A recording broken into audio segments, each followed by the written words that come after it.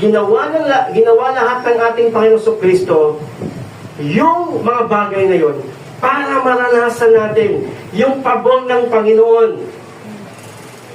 Kaya sa umaga na ito, habang narinig natin to, huwag nating sayangin ang pabor ng Diyos. Huwag nating sayangin.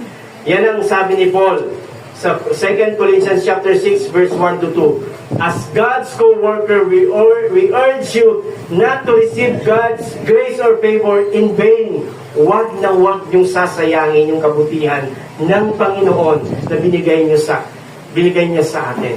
For He says, in the time of my favor, I heard you, and in the day of salvation, I helped you. I tell you, now is the time of God's favor. Now is the time of salvation.